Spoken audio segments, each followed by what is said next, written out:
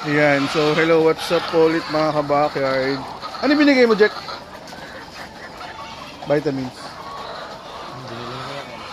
Anong pinainin yung vitamins dito? Ano yung antibiotic yan? Para sa? Antibiotic mo lang kasi ang dumi nila. I-condition. So ngayon, nagko-condition kami ng manok. Kaya, ayan o. Ito yung pangalan namin. Flashing.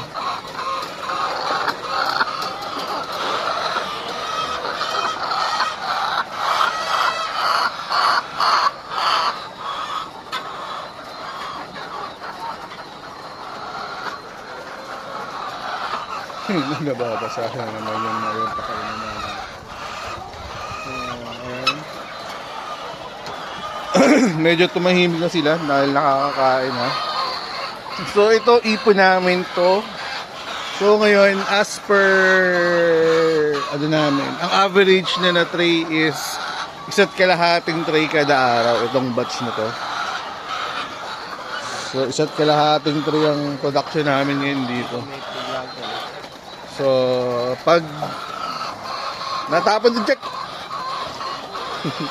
Sa dulo. So ngayon, nagbibigay kami ng antibiotic. Tapos ito, gumaling na yung apat na may sipon. Pero isa, may tama pa yan.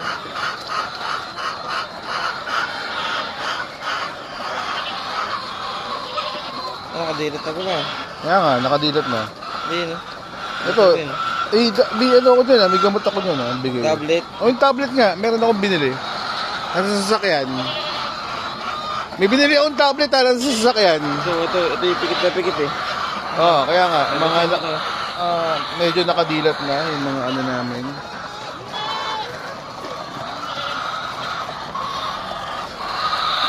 Tapos nag-harvest na rin yung nanay ko. Medyo ngayon, inaamin ko, wala pa gaanong sistema yung harvesting. So, okay lang yan. Nasa small pa lang naman kami. Pero dahil most likely ang nag-fund ng project is si Mama, pinahiram kami para makakuha kami ng isa neto. So, bawas na lang sa loan. Household po. yung gagawin, parang yung technical na gagawin namin dito. So ayan, medyo tumatahimik na sila.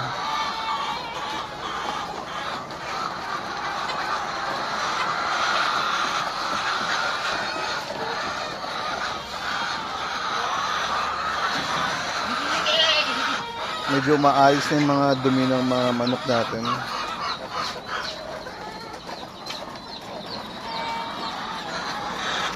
Kumakain na silang maayos. So pag nagkokokok na ganyan, alam ko gusto din nilang mangitlog.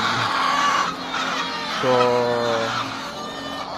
eto kasi itlogi na, eto pinapataba pa. So kaya dalawa pa yung set ng feeds namin dito. Isang Integra, sa isa nito. So tapos ngayon dalawang sako kasi minsan nakikisalo tong mga manok namin dito. So ngayon yung mga miss nila, ayan, yung hulog namin para sila naman nakakain.